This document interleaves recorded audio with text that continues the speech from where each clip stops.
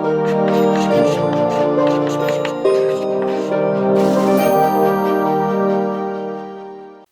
Friends, हम लोग अपना चैप्टर पढ़ रहे थे। इसमें हम लोग फाइनेंशियल स्टेटमेंट्स जो भी हमारे वित्तीय विवरण है उनको समझने की कोशिश कर रहे थे। और इसी में जो 3-4 चीज़ें इंपॉर्टेंट हैं, उसमें सबसे पहले बैलेंस शीट क्या होती है उसको हम लोगों ने डिटेल में देखा था। फिर उसमें कौन कौन से एलिमेंट्स आते हैं, उसमें अवयव क्या क्या होते हैं। बैलेंस शीट में आपको करंट एसेट्स के बारे में पढ़ा। फिर हम लोगों ने जो नॉन करंट एसेट्स हैं तो वो जो उसका पूरा स्ट्रक्चर था उसको पढ़ा। उससे पहले हम लोग जो भी देताएं होती लायबिलिटीज उसकी बात की थी। इसी तरह से हमारा एक बहुत ही ज्यादा इंपॉर्टेंट जो दूसरा फाइनेंशियल स्टेटमेंट है वो क्या होता है, statement of profit and loss, जिसको हम लोग क्या बोलते हैं, लाभ और हानि विवरण। ठीक है, इसका प्रारूप कैसा होगा और साथ में इसकी विषय वस्तु क्या होगी, इसमें कौन कौन सी चीजें आएंगी, इन सब की बात हम लोग अपने इस वीडियो में करेंगे। बहुत इंपॉर्टेंट है। और इसी में 2-3 चीजें और भी हैं। कई बार हमें कैलकुलेट करने को आता है कि किसी की ऑपरेटिंग प्रॉफिट क्या हो रहा है, क्या आता है कि प्रचालन से कितना लाभ हो रहा है। ठीक, तो 2-3 चीजें उसको आप आराम से समझिए, बहुत ही आसान है। देखिए, कुछ होते हैं हमारे डायरेक्ट एक्सपेंसेस। क्या होते हैं? डायरेक्ट। डायरेक्ट मतलब प्रत्यक्ष। ठीक है, डायरेक्ट एक्सपेंसेस। तो हमारे कुछ ऐसे खर्चे हैं जो सीधे तौर पर हो रहे हैं और कुछ हो जाते हैं हमारे इनडायरेक्ट। तो इसका क्या मतलब होता है ये हम लोग पहले समझ लेते हैं कॉन्सेप्चुअल लेवल पर, जिससे हमें काफी क्लैरिटी रहेगी। जब हम लोग ऑपरेटिंग प्रॉफिट निकाल रहे होंगे, नॉन ऑपरेटिंग प्रॉफिट निकाल रहे होंगे, जब हम लोग नेट प्रॉफिट निकाल रहे होंगे, मतलब क्या क्या हुआ, ऑपरेटिंग मतलब क्या हुआ, प्रचालन से आपको फायदा हो रहा है कि नहीं हो रहा, तो प्रचालन से लाभ। ठीक है, ऐसे ही प्रचालन छोड़ करके जो लाभ हो रहा है वो, और ऐसे ही निवल लाभ। ये सब क्या कर रहे हैं हम लोग, पता है आपको? ये सारी चीजें क्या है? ये सारी चीजें ही हैं जो आपके फाइनेंशियल स्टेटमेंट्स है ना, उनकी एनालिसिस से आपने ये चीजें समझी। क्या समझी है? उनका जब आपने विश्लेषण किया। तो ये सारी चीजें भी हम लोग इसी चैप्टर में करेंगे। इसमें विश्लेषण भी सीखना है, उसके पहले में प्रारूप सीखना है। लेकिन ये चीजें कॉन्सेप्चुअल है जो बहुत सारे लोग गलत भी कर रहे होते हैं और हम ठीक से नहीं समझते, तो हमें कई बार रटना पड़ जाता है। इसलिए मैं आपको बता देता हूं। देखिए, होता क्या है, कोई भी व्यवसाय होता है, कोई भी व्यवसाय, अब नॉर्मली उस व्यवसाय में कुछ कुछ चीजें ऐसी होती हैं जो इंडिस्पेंसेबल होती है। इंडिस्पेंसेबल समझ रहे हैं, जिसको आप छोड़ नहीं सकते। कोई व्यवसाय है, उसकी पहली जिम्मेदारी क्या होती है कि या तो वो कोई वस्तु बनाएगी, क्या बनाएगी, वस्तु, और या फिर कोई वो बनाएगी, क्या बनाएगी, कोई सेवा, और उसको बेचेगी। ठीक, तो वस्तु होगी या फिर सेवा होगी। अब इनको बना करके वो बेचेगी और जितने में बेच रही है वो उसका रेवेन्यू हो गया, आगम हो गया, और जितना उसने खर्चा किया था वो उसके एक्सपेंसेस हो गए। तो अगर रेवेन्यू यानी कि आगम ज्यादा है और खर्चे कम है तो उसको लाभ हो जाएगा। सिंपल एकदम कॉन्सेप्ट होता है। अब इसी में जब बात और डायरेक्ट और इनडायरेक्ट की आती है, जो मैंने अभी आपको बताया था, उसमें क्या होता है कि कोई भी व्यवसाय हो ना, उसमें क्या क्या चीजें हो सकती हैं। एक तो आपकी हो सकती है फैक्ट्री, ठीक है, जहां पर चीजें बन रही हैं। क्या हो सकती है? कोई फैक्ट्री हो सकती है। ऐसे ही दूसरा चीज क्या होता है, जहां पर आपका तैयार माल जो है, जो आपने बना लिया है, अभी बेचा नहीं है, उसको आपने रख लिया, वो क्या हो सकता है आपका? Warehouse. ठीक है, गोदाम जैसा समझ लीजिए। लेकिन एक ऐसा गोदाम है, ये वो है जहां पर आपका तैयार माल रखा हुआ है। फिर इन्हीं सारी चीजों को मार्केटिंग के लिए बहुत सारे लोगों की अलग अलग तरह की जरूरत होती है, उनको आपने क्या कर रखा है? ऑफिस में बैठा दिया है। तो आपका ऑफिस अलग हो गया, ठीक है, वेयर हाउस अलग हो गया और फैक्ट्री अलग हो गया। ठीक, अच्छा, ये जो वेयर हाउस है ना, जहां पर आपने तैयार माल रखा हुआ है, और ये ऑफिस, ऑफिस में कौन कौन से लोग हो सकते हैं?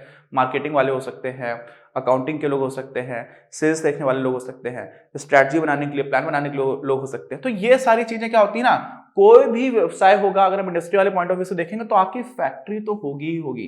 फैक्ट्री से मतलब यहां पर अगर आप फैक्ट्री को थोड़ा सा और ब्रॉडर पर्सपेक्टिव में देखोगे तो आपको समझ में आएगा कि यहाँ पर कोई सेवा भी होगी, वो बना रही होगी, प्रोडक्शन तो होना ही पड़ेगा। आपने कुछ बनाया ही नहीं तो आप उसको स्टोर कहां करोगे? उसकी सेल्स, उसके उससे रिलेटेड अकाउंटिंग जो पैसा आ रहा है वो सब क्या देखोगे? तो वेयर हाउस और ऑफिस भी होते हैं, नहीं भी होंगे तो चल जाएगा, आपको ये तो बनाना ही पड़ेगा। अलग से नहीं होंगे, वहां पर भी ऐसा तो है कि ऑफिस का कुछ ना कुछ सेल्स हो रही होगी तो देखना पड़ेगा।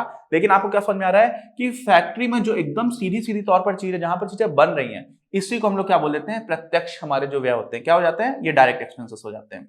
अब इसमें क्या क्या होता है? फैक्ट्री में जो आप सामान खरीद के लेकर के आए, परचेजेस, ठीक है, जो आपने क्रैक किया, वो सीधा खर्चा हो जाता है, तो वो एक डायरेक्ट एक्सपेंस होता है। ठीक, और इन दोनों में जो आ जाते हैं वो इनडायरेक्ट हो जाते हैं। तो क्या क्या खर्चे होते हैं, कौन कौन से डायरेक्ट होते हैं, कौन कौन से इनडायरेक्ट होते हैं, इसकी बात भी हम लोग करेंगे। अभी आप समझ लीजिए कि फैक्ट्री के अंदर जो कुछ भी खर्चे हो रहे हैं तो क्या क्या होते होंगे। फैक्ट्री में पहले आपने सामान खरीदा, अब वो सामान खरीदा भी तो कहां से खरीदा? कहीं मार्केट से खरीदा, तो वहां से जब आप तक आया तो उसको हम लोग क्या बोल देते हैं? Freight inwards. आपकी फैक्ट्री में सामान आया है तो उसका भी किराया भाड़ा दिया होगा कि नहीं दिया होगा। उसी को कभी कभी कैरेज इनवर्ट्स भी बोलते हैं। और साथ में फैक्ट्री में आपने सामान यहाँ से रखवाया फिर उधर रखवाया। तो नॉर्मली जो फैक्ट्री के अंदर होता है ना, उसमें ब्लू कलर जॉब्स होते हैं। ब्लू कलर जॉब्स समझ रहे हैं कि व्हाइट कलर जॉब्स होता है कि जिसमें ज्यादा स्किल चाहिए होता है, ज्यादा पढ़ाई लिखी होनी चाहिए, ज्यादा फिजिकल उतना काम नहीं हो रहा होता है। ब्लू कॉलर जॉब्स में ज्यादातर फैक्ट्री के अंदर ब्लू कॉलर जॉब्स होते हैं। तो ऐसे में उन लोगों को वेजेस दी जाती है। क्या दी जाती है? वेजेस, मजदूरी दी जाती है। तो वो मजदूरी आपने फैक्ट्री के अंदर सामान इधर उधर शिफ्ट करा रहे हो या जो भी है उसको ऑर्गेनाइज करा रहे हो, तो ये सारे जो खर्चे हैं ना, वो क्या हो जाते हैं आपके, वो सारे के सारे डायरेक्ट आ जाते हैं, वेजेस हो गई। लेकिन ऑफिस के लोगों को आप नॉर्मली क्या दे रहे होते हो? सैलरी दे रहे होते हो। तो जो सैलरी है वो क्या हो जाएगा? वो एक इनडायरेक्ट एक्सपेंस हो जाएगा। ठीक है, तो लोग इसमें थोड़ा सा कंफ्यूज हो जाते हैं। ऐसे ही वेयर हाउस में क्या है, तो वेयर हाउस का आप जो भी है इसका किराया दे सकते हो, रेंट दे सकते हो, तो वो भी क्या हो जाएगा? इनडायरेक्ट हो जाएगा, क्योंकि ये सारी चीजें इनडायरेक्ट एक्सपेंस में आ रही होती हैं। तो ये मैं क्यों बता रहा हूँ? ये इसलिए बता रहा हूँ कि अभी जब हम लोग अपना स्टेटमेंट ऑफ प्रॉफिट और लॉस देखेंगे, इसके बाद ही हम लोग इसका एनालिसिस करना जब स्टार्ट करते हैं, तो उसमें कहां पर आपको ऑपरेटिंग प्रॉफिट कितना हुआ। ठीक है, तो जो आपका, आप समझिए, पहले जो हम लोग जो अकाउंट बनाया करते थे वो क्या बनाते थे, तो सारे लोगों को पता है। क्या पता है सारे लोगों को कि हम लोग का जो अकाउंट होता है उसका नाम क्या रहता था? व्यापारिक एवं लाभ व हानि खाता। तो जो हमारा व्यापारिक खाता होता, तो जो हमारा ट्रेडिंग अकाउंट होता, तो उसमें क्या क्या चीजें होती थी, याद करिए। व्यापारिक खाते में सबसे पहले हम लोग क्या करते थे, इस तरफ वही एक्सपेंसेस लिखते थे जो डायरेक्ट हुआ करते थे। ठीक है, और क्या कर देते थे, यहां पर आपकी सेल्स आ जाती थी, यानी कि विक्रय आ जाता था, मेनली यही आता था। फिर अदर ऑपरेशन इनकम भी आप लिख सकते हो। इसी से जो हमारा कुल मिलाकर प्रॉफिट निकल रहा होता था वो हमारा होता था ग्रॉस प्रॉफिट। क्या होता था? Gross profit. और ग्रॉस प्रॉफिट को हम लोग क्या बोल देते हैं? सकल। तो सकल लाभ हो जाता था। लेकिन इसी के बाद हम लोग तीन क्या क्या प्रॉफिट पढ़ते थे। एक तो ग्रॉस प्रॉफिट हो गया आपका, एक आपका हो जाता था ऑपरेटिंग प्रॉफिट। ऑपरेटिंग मतलब प्रचालन से जो फायदा हुआ। ठीक है, एक होता था जो प्रचालन छोड़ करके बाकी गतिविधियों से फायदा हुआ, वो निकालना है अगर आपको, तो हम निकाल लेंगे नॉन ऑपरेटिंग प्रॉफिट। और फिर एक चीज निकालते थे कि हमें नेट क्या फायदा हुआ, नेट प्रॉफिट।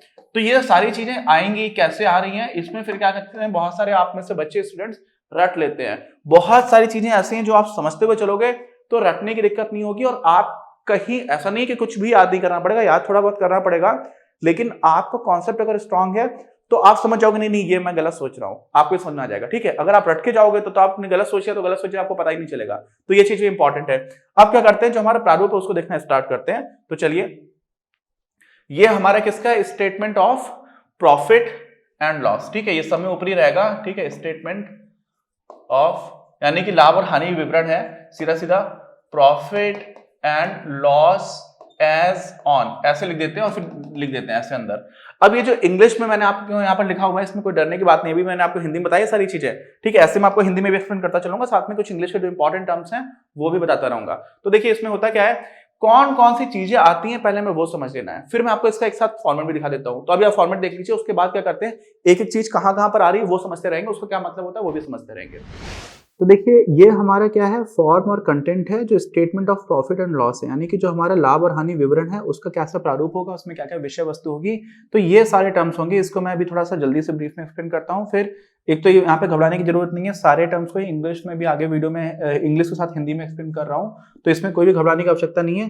देखो सबसे पहले क्या होता है, इसमें रेवेन्यूज फ्रॉम ऑपरेशंस देख लेते हैं, यानी कि जो भी आपका प्रचालन है उससे आपको क्या आगम मिला, फिर बाकी अगर कोई इनकम हो गई, इन दोनों को मिला करके ही हमारा टोटल रेवेन्यू आ जाता है। ठीक, उसके बाद से क्या होता है, हमारे जो भी व्यय हैं, जो भी एक्सपेंसेस हैं, उनको हम एक साथ देखना स्टार्ट करते हैं। तो ये सारे हमारे व्यय हो गए। उसमें भी पहले जो ऑपरेशन से रिलेटेड सीधे सीधे व्यय हैं, जैसे कि आपने जो भी कॉस्ट है मटेरियल्स कंज्यूम करने की वो आ गई। और क्या है उसमें, purchases of stock in trade, यानी कि जो भी आपके पास स्टॉक इन ट्रेड है उससे संबंधित। स्टॉक इन ट्रेड का मतलब होता है कि जो आपकी, जैसे मान लीजिए आपकी कोई दुकान है, तो दुकान पर आपके पास जो भी जमा है सामान दुकान पर है, जिसको आप ट्रेड बेचने के, व्यापार करने के लिए आपने दुकान पर रखा हुआ है, तो उसको जो आपने और खरीदा, आपने और सामान खरीद के लेकर के आए, तो वो भी आपका खर्चा हो गया, उसको हम लोग बोल देते हैं purchases of stock in trade. फिर changes in inventories of finished goods, work in progress and stock in trade, ये एक ही चीज है। इसमें क्या क्या होता है कि जो भी आपके पास फिनिश्ड गुड, यानी कि आप मान लीजिए कोई फैक्ट्री थी आपकी, आपके पास बल्ब पड़े हुए थे, बल्ब बनाने की फैक्ट्री, तो आपके पास 1 लाख बल्ब थे पहले, अभी आपके पास क्या हो गया, 1.5 लाख बल्ब हैं। तो आप ये सोचोगे कि 50,000 बल्ब और बढ़ गए, तो ये जो अंतर हुआ है वही वास्तव में आपका क्या हुआ, नेट जो खर्चा है जिसको आप जोड़ोगे। तो अगले 50,000 बल्ब बनाने की जो लागत थी, वो चीज आप यहाँ पर क्या कर दोगे, कॉस्ट में इन्वेंट्रीज जो है ना परिवर्तन हुआ है उसको उस तरह की कॉस्ट बना करके आप मान लोगे। ऐसे ही वर्क इन प्रोग्रेस, आपके यहाँ कोई काम चल रहा था, कोई बिल्डिंग बन रही थी या कोई प्लांट बन रहा था, वो पहले मान लीजिए 20% कंप्लीट था साल की शुरुआत में, इस साल के, क्योंकि यहाँ पर देखिए ना ये क्या लिखा हुआ, figure at the end of current reporting period, और ये प्रीवियस रिपोर्टिंग पीरियड, यानी कि पिछले साल की बात की जा रही है, इस साल की बात की जा रही है। तो यहाँ पर हो सकता है कुछ चीजें ऐसी हैं जो साल भर से ज्यादा समय लग रहा है इसको बनने में, तो पहले 20% कंप्लीट हुई थी, अब 80% कंप्लीट हो गई, तो क्या मान लेंगे कि 60% जो है ना वो क्या हो गया, ये आपका और खर्चा बढ़ गया, तो उसको भी आप एक तरह का एक्सपेंस मानोगे। और ऐसे स्टॉक इन ट्रेड मैंने बता दिया, फिनिश गुड, तो जो व्यवसाय होते हैं वो कुछ बना रहे होते हैं तो उनके लिए फिनिश गुड हो जाता है, और जो व्यापार कर रहे होते हैं उनके लिए स्टॉक इन ट्रेड होता है, क्योंकि वो व्यापार कर रहे होते हैं। व्यवसाय का मतलब होता है कि आप व्यवसाय में व्यापार भी आ जाता है, लेकिन जो मैन्युफैक्चरिंग की बात है, विनिर्माण की बात है, उसमें क्या होता है कि आपने कुछ रॉ मटेरियल लिया और कुछ बनाया, तो उसके लिए फिनिश गुड बोलते हैं। जो आप सामान खरीद के बेचने के लिए बात कर रहे हो उसके लिए स्टॉक इन ट्रेड बोल देते हैं। फिर ऐसा एम्प्लॉइज के ऊपर जो आपने खर्चे कर दिए, सैलरी वगैरह दे दी, उनको वेजेस दे दिया। फिर फाइनेंस कॉस्ट, इसमें हम लोग सिर्फ और सिर्फ वो कॉस्ट लेते हैं जो आपने किसी से लोन ले रखा है, किसी बैंक से हो सकता है, किसी इंडिविजुअल से भी हो सकता है, उसको आप जो इंटरेस्ट चुका रहे हो वो आपका जो खर्चा आ गया। फिर डिप्रिसिएशन और अमोर्टाइजेशन में हम लोग ह्रास की और अपलेखन की बात करते हैं। इसको अमोर्टाइजेशन का मतलब हो जाता है जिसमें हम लोग लोन या इंटेंजिबल एसेट्स होते हैं उसको कम कर रहे होते हैं, मैं आपको एक्सप्लेन डिटेल में करके बता दूंगा। फिर अदर एक्सपेंसेस हो गए, यहां पर आपको कुल व्यय मिल गया, ये चीज इंपॉर्टेंट है। तो यहाँ पर देखो कुल रेवेन्यू यहाँ पर आपको मिला हुआ था और कुल व्यय आपको इधर मिल गया, तो इन्हीं को जब आप घटा देते हो तो आपको क्या मिल जाएगा, प्रॉफिट्स मिल जाएंगे। लेकिन ये प्रॉफिट्स ऐसे वैसे प्रॉफिट्स नहीं है, अभी आपने टैक्स नहीं पे किया है, और साथ ही में कुछ एक्स्ट्रा ऑर्डिनरी गतिविधियां भी हो सकती है कभी कभी, जो आपका सीधे बिजनेस से लेना देना नहीं है, लेकिन उसकी वजह से आपको प्रॉफिट हो जाएगा। कोई ऐसी गतिविधि हुई जो वो उसको आप इंक्लूड कर लोगे तो क्या हो जाएगा, ये profit before extraordinary items and tax और एक्स्ट्राऑर्डिनरी आइटम्स, ये एंट्रीज को आप हटा सकते हो। यहाँ पर ये दोनों रिपीटेशन है, ये आपको आगे साइड से भी रिपीटेशन मिलेगा, तो उसको वहां पर देख करके कंफ्यूज नहीं होना है। आपको सीधे यहाँ से मिल जाएगा एक्सेप्शनल आइटम्स, तो आपने मिला लिया तो आपको प्रॉफिट बिफोर टैक्सेस आ गया। अभी आपने टैक्स नहीं दिया है, तो आपको इस साल का जो टैक्स बना है वो करेंट टैक्स हो सकता है, आपको जो पहले से टैक्स देना था आपने नहीं पे किया था तो उसको बोलते हैं डिफर्ड टैक्स, स्थगित कर। तो इन दोनों को मिलाकर के जो आपने टैक्स पे कर दिया तो आपको मिल जाता है प्रॉफिट आफ्टर टैक्स। ठीक है, तो profit for the period from continuing operations. अब ये समझिएगा, दो चीजें हैं यहाँ पे, कंफ्यूज मत होना। एक होता है ऑपरेशनल प्रॉफिट, तो ऑपरेशनल प्रॉफिट की बात नहीं है, कई चीज बार ऐसा होता है कि आपके व्यवसाय में उसी व्यवसाय का कोई एक हिस्सा आपने बेच दिया, क्या कर दिया, बेच दिया साल के दौरान। अब आप उसमें ऑपरेशंस तो कर नहीं रहे हो, तो जो आपने बेच दिया था उसको हम लोग बोल देते हैं क्या, कि वो डिसकंटिन्यूइंग ऑपरेशंस, जो आपने बेच दिया तो उससे भी आपको फायदा हो सकता है।